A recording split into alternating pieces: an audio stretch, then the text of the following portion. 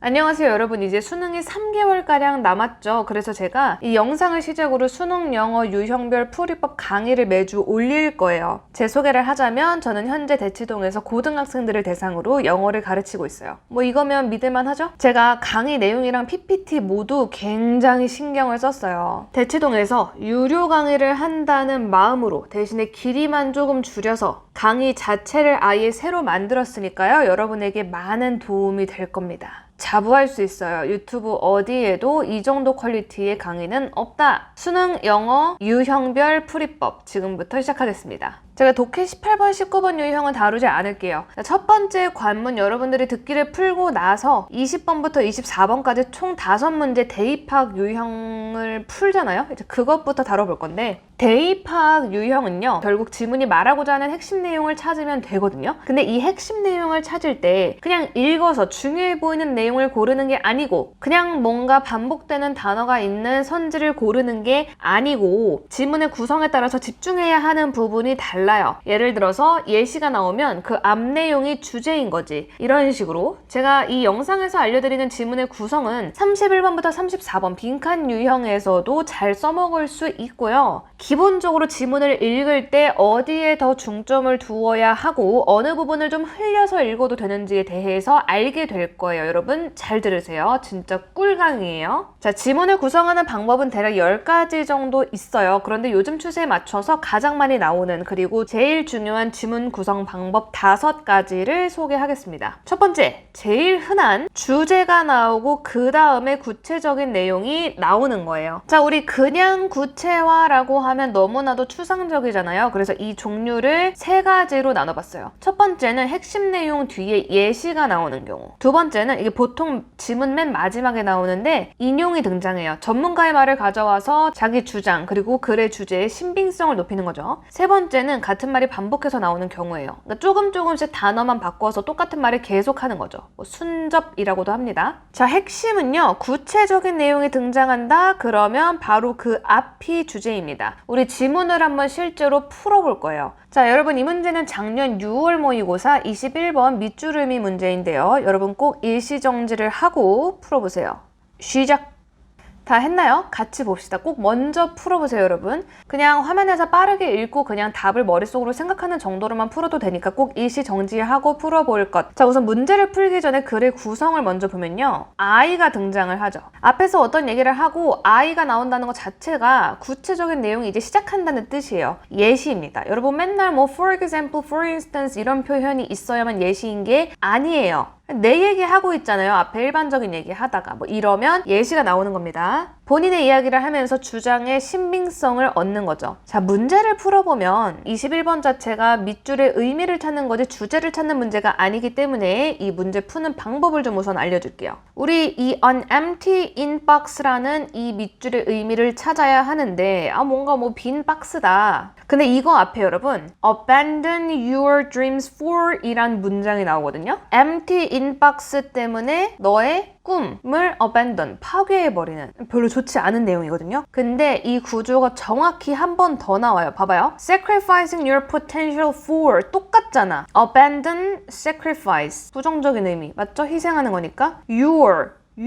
그 다음에 dreams, potential, 그 다음에 for 구조 아예 똑같잖아요, 여러분. 그러면 이 an empty box가 이 내용이라는 거예요. 노란색 형광펜 친 거. 이거 볼까요? The illusion of professionalism. 뭔가 전문적이다라는 것의 환상. empty inbox랑 의미가 좀 비슷하죠? 근데 이것만으로는 찾을 수가 없어요. 우리가 그냥 감만 없고 뭔가 비어있고 환상 같은 거구나. 앞에 내용을 읽어봐야 돼요. 형광펜 친 부분만 한번 보세요. String of people waiting for me. 그러니까 사람들이 나를 기다린다는 그 연결된 끈. 그 다음에 the grain of others' expectations. 다른 사람들의 기대와 너에 가해지는 다른 사람에 대한 어쩌고저쩌고는 내가 주체적으로 뭔가를 하는 게 아니고 다른 사람의 기대, 다른 사람의 압박, 다른 사람들이 나를 기다린다는 그것. 마지막에 이제 뭐라고 하냐면은 but it's better to disappoint a few people. 그러니까 몇 명의 다른 사람을 사실 실망시키는 게 더 낫지 나만의 것, 나만의 잠재력, 꿈 이런 것들을 파괴하는 게 좋지 않다라는 소리니까 결국 이 empty inbox, illusion of professionalism은 뭐다? 뭔가 다른 사람의 기대, 다른 사람의 압박 이런 내용을 골라주면 됩니다. 그래서 답은 2번이에요. 다른 사람의 요구, demand. 이게 expectation이랑 똑같잖아. 뭐 기대. 다른 사람의 기대를 만족시키려고 시도하는 거. 이게 별로다라는 소리니까 답은 2번이었고, 자, 여러분 이 문제는 작년 수능 문제예요. 주제 고르는 문제였습니다. 이거 꼭 멈추고 풀어보세요. 그냥 눈으로 대충 읽고 답만 생각해도 되니까 꼭 멈추고 풀어보기 시작!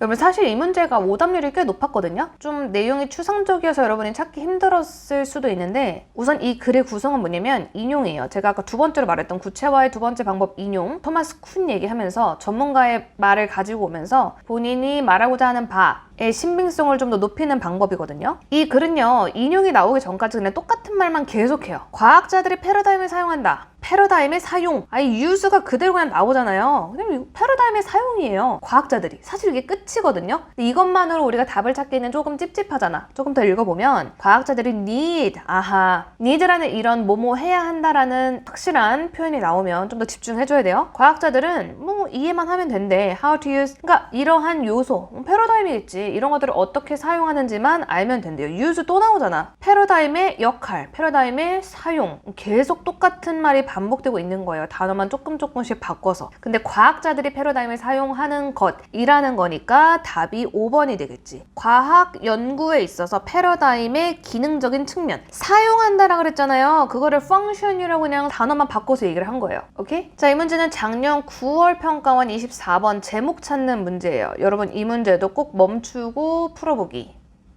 자, 제가 앞서 말한 구체화의 세 번째 종류 지문이에요. 같은 말을 계속해서 반복합니다. 굉장히 흔한 지문 구성이고요. paraphrasing이라고 하는데 같은 말을 똑같이 반복을 하는데 단어를 조금씩 바꾸는 거예요. 이거는 독해를 할 때 여러분들이 무조건 읽어내야 하고 가지고 있어야 하는 능력이죠. 자, 이 글도 사실 똑같은 말을 그냥 계속하고 있어요. 정부가 계속해서 제공을 하는데 좀 더 높은 수준의 서비스를 제공을 한대. 그러니까 서비스를 더 많이 제공을 한다라는 거고, 이것이 이제 내용이거든요. 도시에 있어서 정부가 개입을 하는 거, 시민의 개입을 대체한대요. 그치, 정부가 이미 많은 일을 해버리면 사실 뭐 시민이 더 이상 뭔가를 개입할 일이 별로 없으니까 시민의 책임, 뭐 이거를 개입이라고도 할 수 있어요. supplanted, 대체된다며. displace랑 똑같은 거지. 정부에 의해서 대체된다라는 거지. 시민의 역할이 줄어든다. 뭐 때문에? 정부 때문에. 오케이? 봐봐요. responsibility of all citizens. 야, 똑같잖아. 시민의 책임이 is therefore diminished. 감소한다. 지금 똑같은 얘기 계속하고 있죠. 정부가 개입을 하니까 시민의 개입이 줄어들 수밖에 없다. 답이 몇 번이야? 아니, 시민의 개입이 줄어든다. 3번이죠. 정부의 서비스의 비용, 우리 보통 cost라 그러면은 나한테서 돈이 나가는 거잖아. 손해, 이런 걸 얘기하는 거거든요. 정부의 개입의 부정적인 속성, 시민의 개입이 줄어든다. 자, 두 번째 지문 구성 방식. 문제가 나오고 해결책이 나온다? 자, 이 구성도 요즘에 굉장히 많이 나와요. 자, 해결책이 어떤 형태로 나오는지 살펴볼게요. 우선 첫 번째, 어떠한 행동을 하면 긍정적이다, 괜찮다라는 식으로 해결책을 조건 형태로 제시를 할 수 있어요. 두 번째, 이게 직접적으로 해결책으로 나오지는 않는 것 같아도 앞에 문제 상황이 제시되는데 그 뒤에 긍정적인 어조의 문장이 써 있으면 그게 해결책입니다. 꼭 뭐뭐 해야 한다 이런 표현이 안 나오고 좀 간접적으로 해결책이 표현될 수도 있어요. 세 번째, 이거는 완전 그냥 거저주는 거지. must나 have to나 need 같은 표현이 있으면 앞에 문제 상황에 나오는데 그래서 이렇게 해야 돼라는 거니까 해결책을 그냥 던져주는 겁니다. 물론 이제 문제 상황이 제시가 되고 해결책이 안 나올 수도 있어요. 그냥 문제가 있다, 이 문제의 원인은 이거다 라고 글이 끝날 수도 있기는 한데 대부분은 해결책이 나오거든요. 해결책이 나오면 무조건 그 해결책이 주제입니다. 우리 지문으로 한번 살펴볼게요. 자, 이 문제가 가장 따끈따끈한 문제예요. 올해 6월 모의고사 22번 문제입니다. 요지 문제여서 그렇게 어렵지는 않았는데 글의 구성을 보여주기 위해서 갖고 왔어요. 이거 어렵지 않게 풀 수 있습니다, 여러분. 멈춰놓고 풀어보세요. 시작!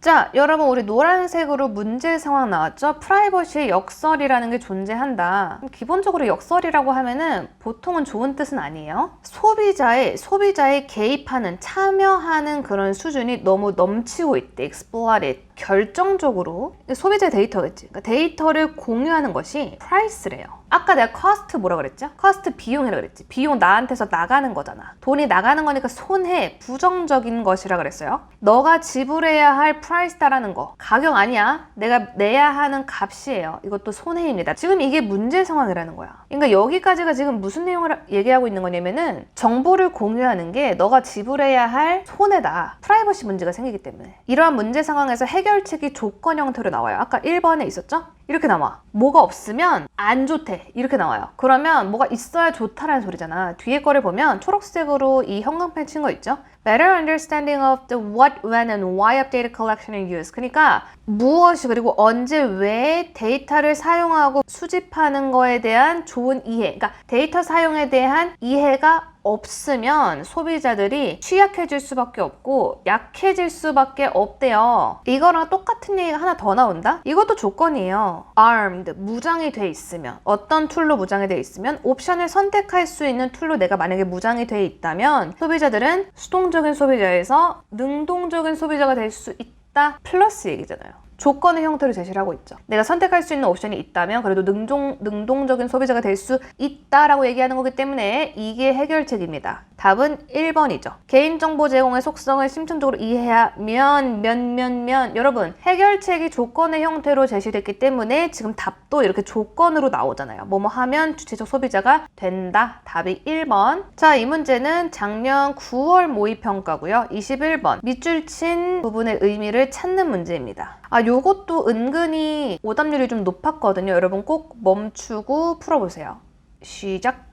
21번 문제는 밑줄 의미를 파악하는 문제죠. 주제가 정답일 때도 있지만 아닐 때도 많은데 이 지문은 구성 자체가 문제랑 해결책이에요. 문제 상황이 우선 등장을 해요. 장애물이 존재를 한다. 혼자 일하는 거에 있어서 개인들이 고립된 그런 느낌을 얻으려고 하지 않는다. 이게 문제점이에요, 지금. 근데 뒤로 이제 어떻게 얘기를 하냐면 뒤에 뭔가 단정적인 표현이 나오진 않아요. 뭐뭐 해야 되고 뭐뭐 하면 뭐가 좋고 이렇게 조건의 형태로 제시도 되지 않지만 better 이라는 표현이 나옵니다. 뭐뭐 하면 좋다. 긍정적인 어조, 제가 아까 말씀드린 두 번째 긍정적인 어조가 나와요. 조직이 직원들이 좀 어디를 좀 떠나서 혼자서 생각을 할 수 있도록, 혼자서 아이디어를 생각할 수 있도록 해주는 게 더 좋다라고 하는 거고 그게 리더의 역할이다라는 거예요. 이 리더의 역할이 뭐야? 리더의 역할 뭐예요? 직원들을 혼자 두는 거. 왜냐면 지금 밑줄 친 게 something that 이거라고 그랬잖아요. 그러니까 이거랑 똑같은 거거든요, 지금. 그러니까 리더의 역할을 찾아주면 되는 거였어. 그래서 답은 2번이 되는 거죠. Having people stop working. 사람들이 같이 일하는 거를 멈추게 하고 혼자 일하게 하는 거. 이게 리더의 역할입니다. 답은 2번.